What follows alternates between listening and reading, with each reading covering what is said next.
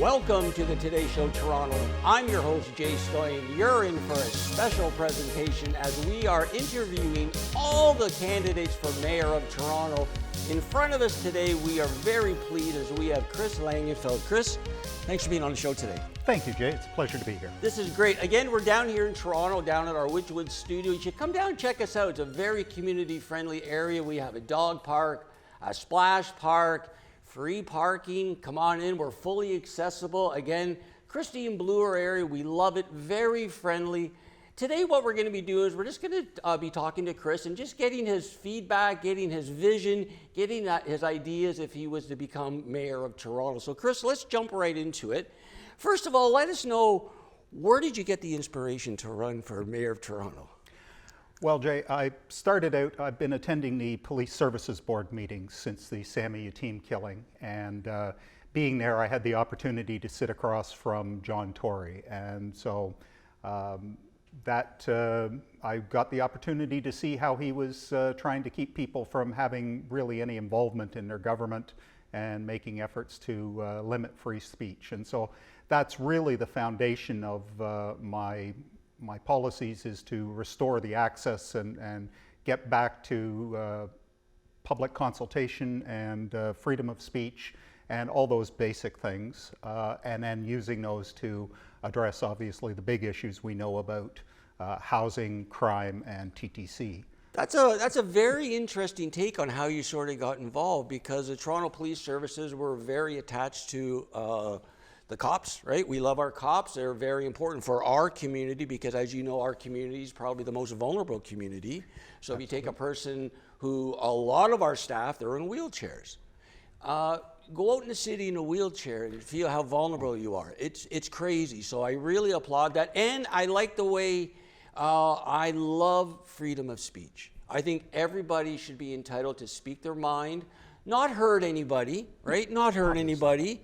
But freedom of speech, everybody's entitled to their point of view. So this is great. So let's move it along. And our viewers are very hungry to find out more information about the candidates. And one of the questions we get asked is, ask your guests their credentials. They want to know, why you should be in that position, what makes you qualified. Well, my background, I started out as an accountant, and through that got into consulting in accounting software and into business systems analysis, and going into firms and setting up their computer and accounting systems and their full business operations online. That's back in the days when computers were fairly new by comparison, and so through that got into the consulting, and then since then, that was for about 2 decades, and now for the last 2 decades or so, I've been a truck driver and carpenter, and so... Really? So that's a really good, well-rounded, I guess, character, good view. I love the way you say it in accounting, because here at our channel, we're always about watching our budget. You have to watch your budget, and for some reason, our leaders just think they can print money. And so I love the way you say you come from an accounting, but you've also been a truck driver, so you've been an everyday man, right? Slugging Absolutely. it out 9 to 5, which we like. So tell our viewers actually then, Kris. We're here with Kris Langenfeld. He's running for the Mayor of Toronto. Tell us off the top of your head the 3 most important policies to you. I think it's what we've all been talking about for decades now. It's housing, it's crime, it's TTC, and TTC, it's both the crime and the just the operational issues and being able to get around this city. So I think those are things that, again, getting back to starting with the public being able to give their input and simply disclose when there's a problem. It shouldn't be a 5-minute call and a bunch of callbacks to try and deal with a simple problem. It should just be contact the city and they take care of the problems and address the situation. But we know with housing, obviously, we've heard councillors who, we've got all these councillors running, and of course they're the ones who spent years getting us into this situation, and now they say if we put them in charge, suddenly their policies will start working for us. they've been the ones who have come up with these ideas that they keep approving condo developments, and then they're surprised that developers don't build affordable apartment buildings and other housing. So certainly on the housing side, I'll make sure that when we're putting in a proposal from a developer and they're looking for permits for their quite lucrative condo buildings, that's great, but at the same time they're going to have to put in an application to build some affordable housing and build some apartment buildings as well. In both the apartments and the condos, we need to include some deeply affordable units, that the people that are struggling and really struggling right now actually have a roof over their head as well.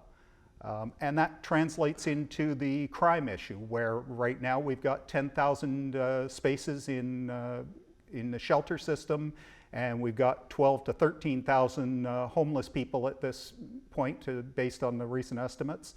So even those 10,000, though, every morning after breakfast we kick them out onto the street, and they're not welcome back until dinner time.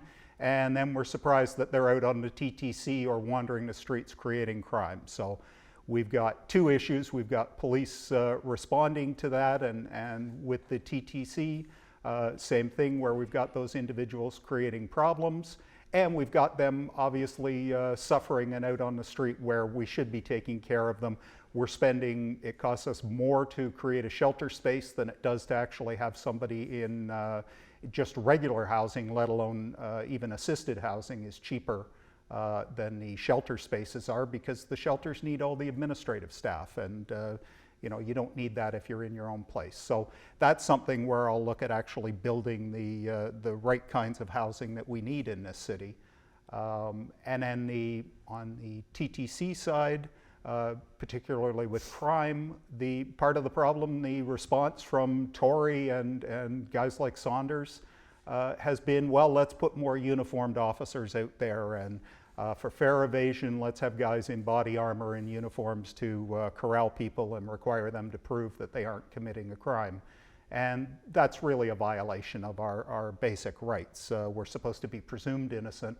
So I'll switch that over. We'll go to the fare inspectors will be plainclothes officers, and where they see somebody not tapping or not paying their fare, where they have reasonable cause to assume that somebody committed a crime, then they'll have the ability to deal with that and demand that the people prove that they've paid or face charges.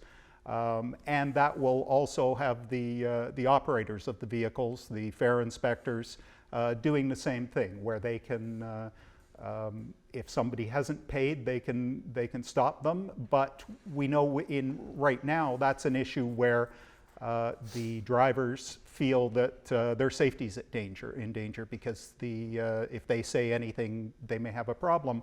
But knowing when there's plainclothes officers and fare enforcement on the bus to support them, those collectors can feel comfortable then that they can challenge people and somebody's there to back them up. And so the problem people, and it's a small group, when those people get onto the bus, they won't know for sure, well, is it the big guy that's standing there? Is he a fare enforcement officer, or is he just some guy riding the bus? And I think that'll really, that takes us back to the way it was 10 years ago, and that worked far better than the system that we've got now, where we're seeing so many issues. Well, that's great, Kris. I really thank you for sharing those details. Like, that's great. And I think people want to hear that. Like, I think the public wants new ideas. They want new leadership. They want new opportunities instead of just seeing the same old friends get in. Let me ask you 3 questions, and these are all pointed questions. We're here with Mayor Candidate. We're here with Kris Langenfeld. Thanks enough for being on the show today, Kris. It's my pleasure. Thank you for the invitation, Jay. Yeah, so 3 questions. What would you do to make the taxpayer happy? And I'll give you a reason, because the taxpayer goes to work every day, slugs it out, you know, tries to play by the rules, and they see other people not playing by the rules getting ahead. So what would you say to the taxpayer to make him feel like, you're my guy, Kris? I mean, we're seeing that, and unfortunately it's at the government level that we're seeing a lot of that issue, where we've got our city staff aren't following the rules a lot of times. And I could go into details, but I hear lots of people, of course I get all kinds of emails right now as I'm running, and people bring up all these various issues where at the top you need to show leadership. You need to have people that are actually following the rules. We could go back to simple things like John Tory and with the Jays games and when they complained and all of a sudden that was acceptable, and we had the city's integrity commissioner, who John Tory and a few other people that I would say are the problems were the ones that picked him, and so it's no surprise that he doesn't think it's a problem for John Tory to use his position to help out Rogers, who owns the Jays and the Skydome. So right there, of course, everybody else in the city goes, well, if the people at the top aren't willing to follow the rules and obey the law, then why should the rest of us? And of course, we have so many situations where people don't respond. I mentioned the TTC and non-fair payment affairs, and I've seen situations where guys got on, didn't have the money. The response from the driver was, well, you know, there's people that come on and inspect your fare, and if they catch you, they're going to charge you, I think it was $475. But meanwhile, he didn't tell the guy to get off the bus. It's just, oh, well, if you want to ignore the law and just do it, well, I'm not going to stop you. It's not my job. And that's really, throughout the city, we're seeing that at so many levels where you try and deal with city services. There's people complaining about tents going up in the parks, and we know that that's an issue where it's making the parks unsafe. And certainly we've got to have options for the homeless people, and the courts have come out with different decisions where they've said parks are not acceptable for setting up tents, but vacant land is under a different decision in Guelph, I think it was. So those people, we should be dealing with them kindly and with compassion, but at the same time, we can't have folks taking over the parks and making everybody else feel unsafe. Fairness, right? Fairness, common sense. Let me ask you two more questions because I know we're running short on time. What would you say to the senior who has been an integral part of the community for the last 60 years, 70 years, paid into the community, volunteered, supported the community, and now they're 85 years old, unfortunately they have no family members, and they need support, they need help, and they're not getting it. What would you say to that senior? Well, that's obviously a concern, a challenge here, and we know that that's a portion of the people that we're seeing as homeless right now, are the people that simply couldn't afford the increased rents. Yeah. That basically comes down to good operation of government in terms of providing the subsidized housing. Right now we know we've got a $1.6 billion backlog on repairs on TCHC.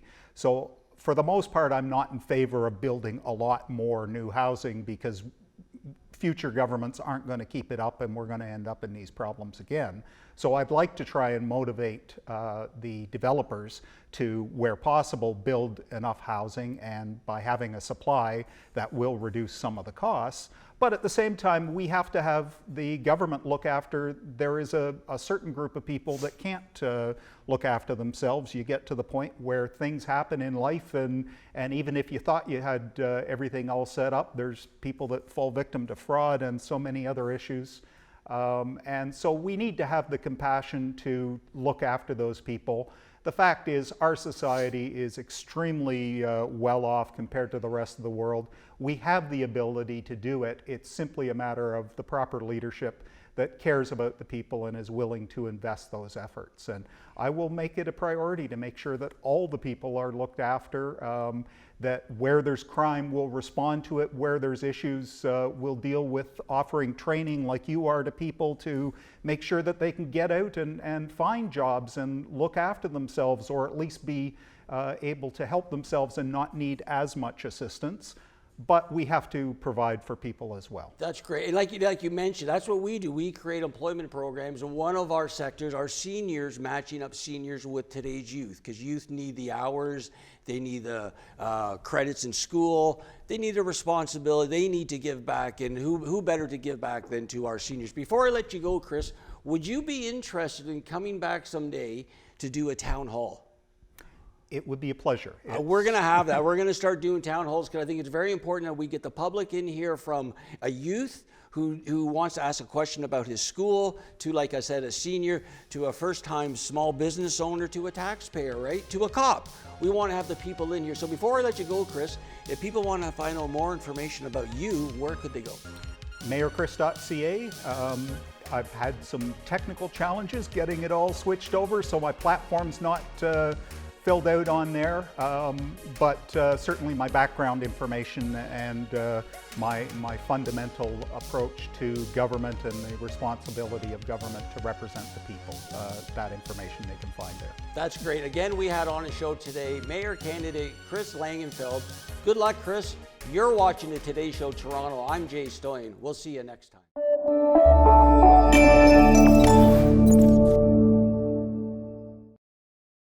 All about inclusion and really giving everyone a fair say.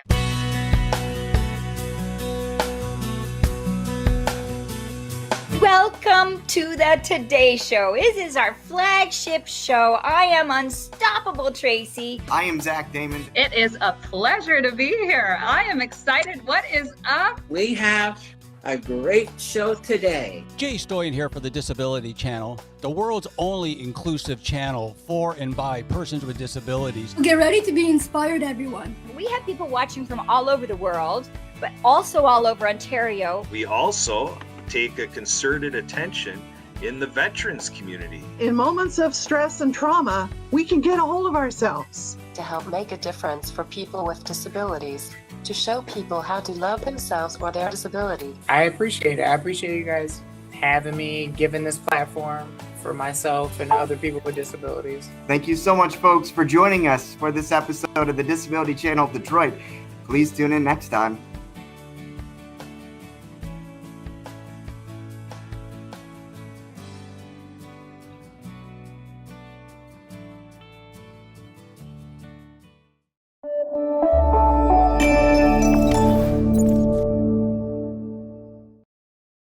Welcome back. Wow, what a day today. We are having the mayor candidates of Toronto into the studio, finding out about their vision, their plan, what they have to do with accessibility, how they're going to take care of persons with disabilities and veterans in Toronto in general. So we really want to thank this opportunity, because bringing on some high-profile individuals, who are getting the camera light, the spotlight in Toronto, it shines a spotlight on what we do. And what we do is provide opportunities. We provide opportunities to persons with disabilities and veterans through our employment programs, which are endorsed and financed through the Ontario government. So this is a great opportunity for our participants in our class, which are actually here today. So they're getting a hands-on feel of production, live television, and they're also learning the skill, just like so they can replace or also move into a position where our former graduates have. So they work for us, or we outsource them to great companies that they work with. So it's wonderful. So I really want to thank everybody for participating today. It was a wonderful day. We'll see who's going to become mayor of Toronto. You never know. They did have some good policies, some good ideas, some good plans, good vision. So I think there's a lot of candidates out there. So we're still looking to connect with a few. If you want to come on our platform, showcase your plans, your policies, your views to our community, check us out, www.thedisabilitychannel.ca, or you can email personally myself, jay@thedisabilitychannel.ca. We would love to have you right here beside you. Come on in. Let's have a casual conversation. Let's see what your policies are for Toronto. Again, you're watching the Toronto Show, Today Show Toronto Show. I'm Jay Stoyan. We'll see you next time.